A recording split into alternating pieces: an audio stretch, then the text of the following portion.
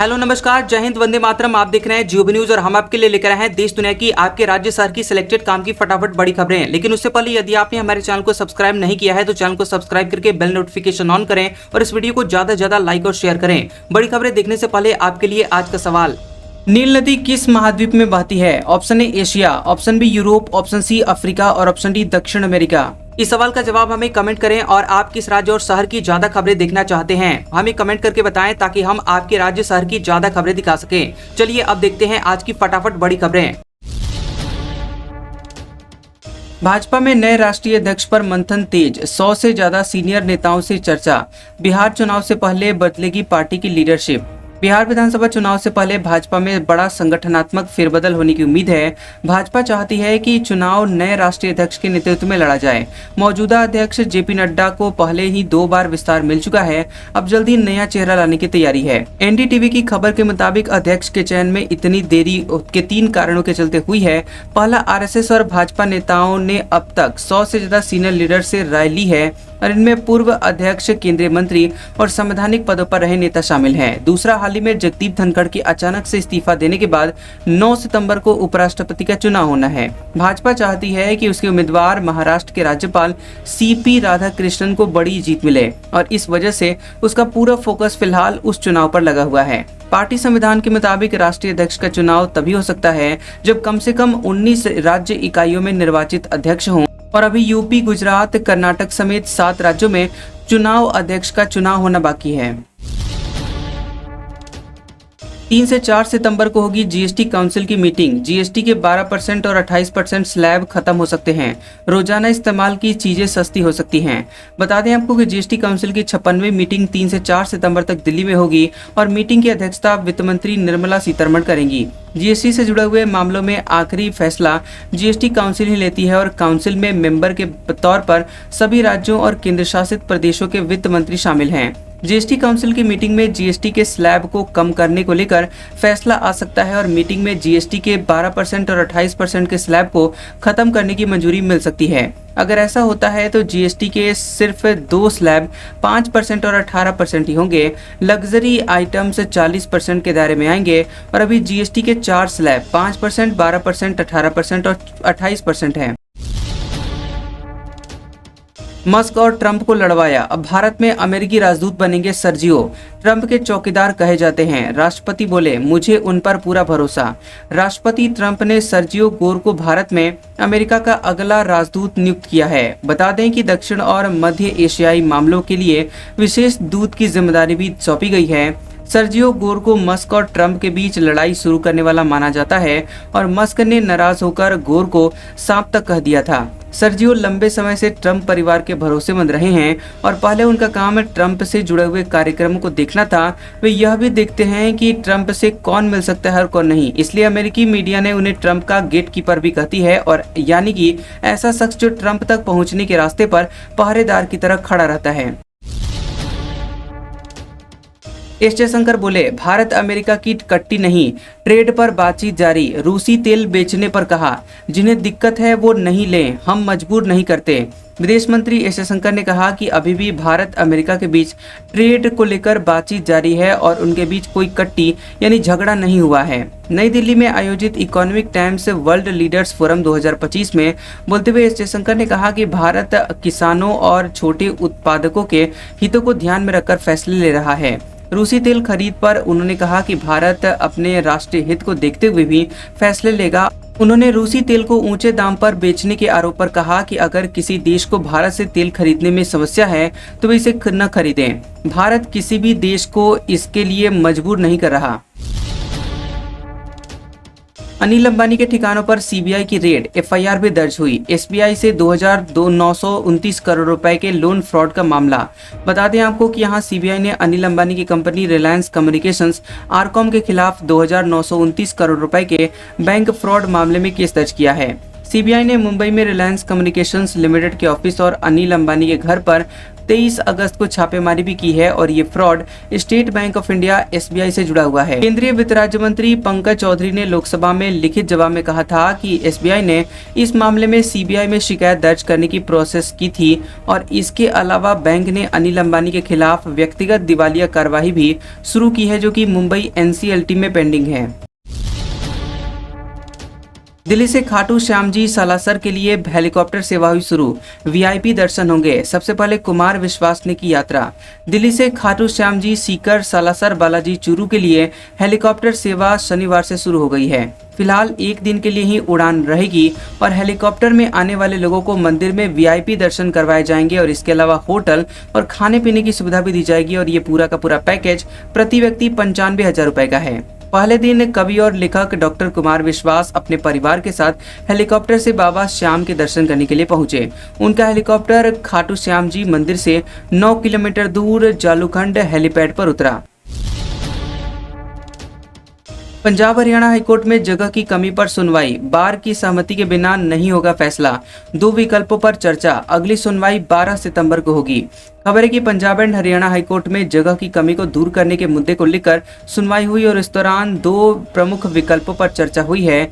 या तो मौजूदा हाईकोर्ट परिसर में आंतरिक निर्माण करवाया जाए या फिर हाईकोर्ट को सारंगपुर की 48.8 एकड़ जमीन पर शिफ्ट कर दिया जाए। चीफ जस्टिस सील नागू ने साफ कर दिया है कि जब तक बार एसोसिएशन की आम सभा सहमति नहीं देती है, कोई भी अंतिम फैसला नहीं लिया जाएगा। अब इस मामले की अगली सुनवाई 12 सितंबर को होगी, जिसमें बार एसोसिएशन के प्रस्ताव और यूटी प्रशासन की रिपोर्ट पर विचार किया जाएगा। भारत चीन के बीच लिपुलेख दर्रे से रुपए युआन में व्यापार होगा। पहले सामान के बदले सामान का लेन देन होता था, यहाँ मनी एक्सचेंज भी खुलेगा।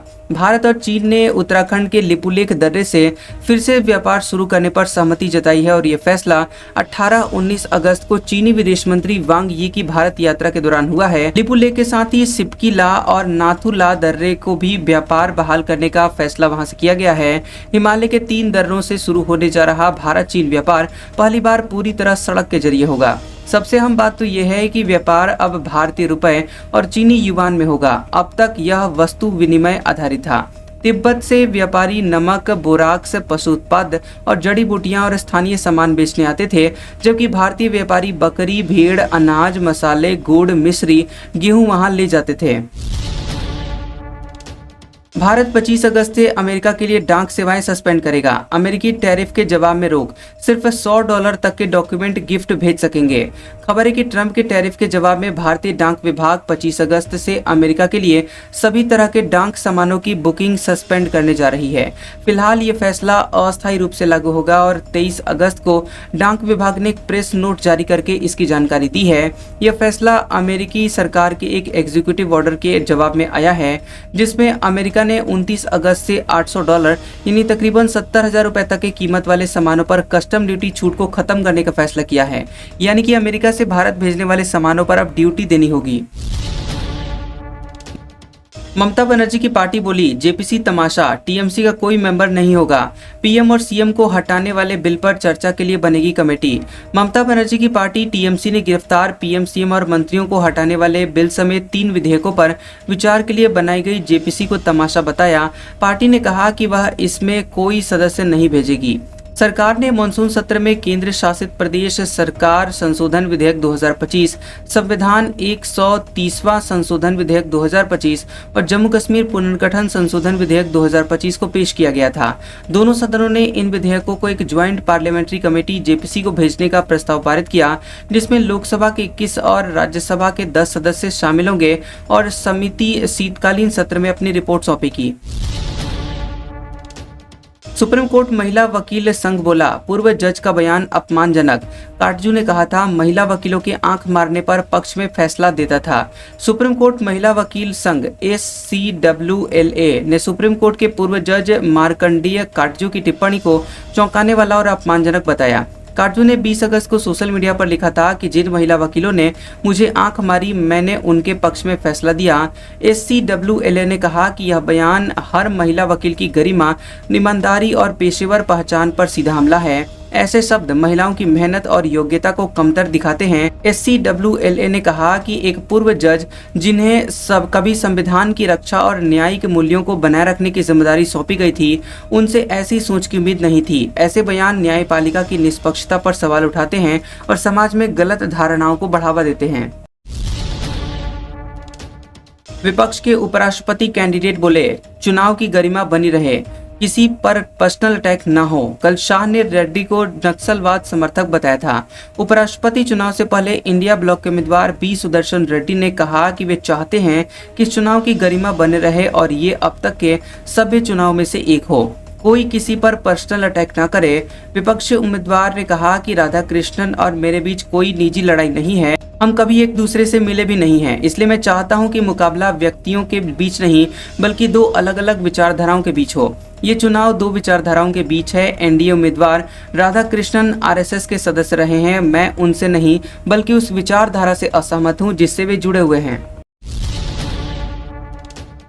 कर्नाटक कांग्रेस विधायक केसी वीरेंद्र को ईडी ने किया गिरफ्तार। छापेमारी में 12 करोड़ कैश, 6 करोड़ की ज्वेलरी मिली। गोवा में 5 कसिनो के मालिक। खबर है कि कर्नाटक से कांग्रेस के विधायक केसी वीरेंद्र को प्रवर्तन निदेशालय ने सिक्किम से गिरफ्तार किया है। वीरेंद्र की गिरफ्तारी prevention of money laundering act PMLA के तहत हुई है। उन पर अवैध ऑनलाइन और ऑफलाइन सट्टेबाजी का आरोप है। ईडी ने वीरेंद्र के ठिकानों पर छापा मारा था और छापेमारी के दौरान जांच एजेंसी को 12 करोड़ रुपए कैश और 6 करोड़ की गोल्ड ज्वेलरी मिली। इसके साथ ही 1 करोड़ रुपए की फॉरेन करेंसी भी बरामद हुई है। 4 गाड़ियां भी जब्त की गई हैं। चंद्रबाबू नायडू देश के सबसे अमीर मुख्यमंत्री। 30 मौजूदा सीएम की कुल संपत्ति में 57% सिर्फ नायडू के पास है। ममता बनर्जी के पास है सिर्फ 15 लाख रुपए। आपको बता दें कि यहाँ आंध्र प्रदेश के मुख्यमंत्री चंद्रबाबू नायडू भारत के सबसे अमीर मुख्यमंत्री हैं। उनके पास 931 करोड़ रुपए से ज्यादा की संपत्ति है। देश में मौजूदा 30 मुख्यमंत्रियों के पास कुल 1632 करोड़ रुपए की संपत्ति है। इसका करीब 57% हिस्सा चंद्रबाबू नायडू के पास है।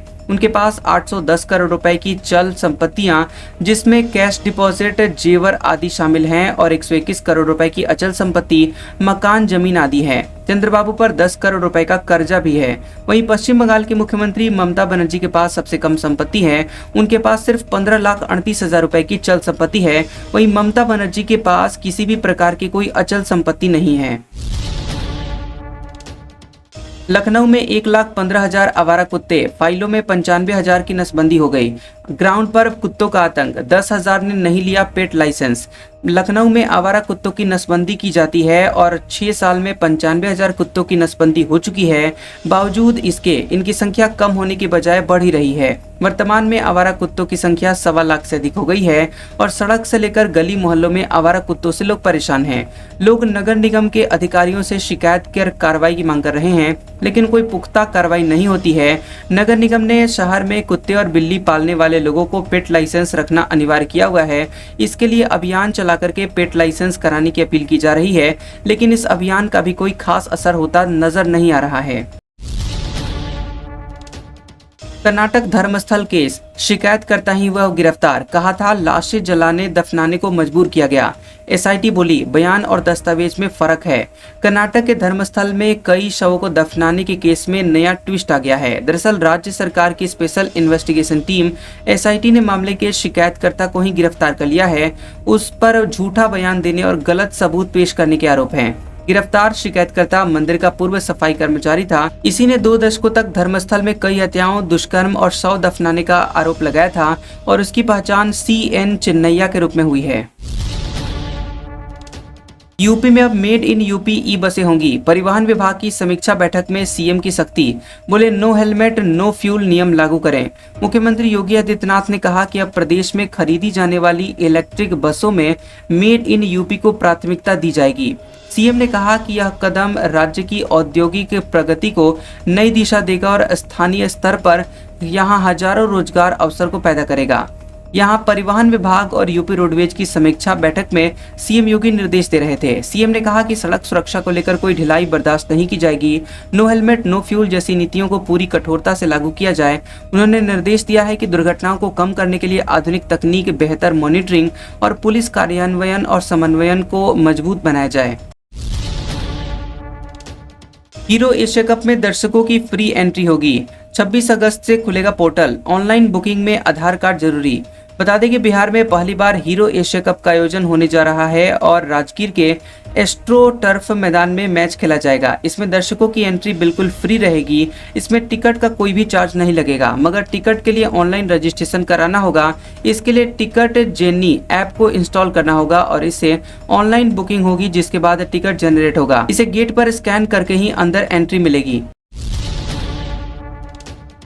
15,000 करोड़ से बनेगा भोपाल जबलपुर ग्रीनफील्ड हाईवे। गडकरी ने किया एमपी के सबसे लंबे फ्लाईओवर का लोकार्पण, टाइगर कॉरिडोर की घोषणा।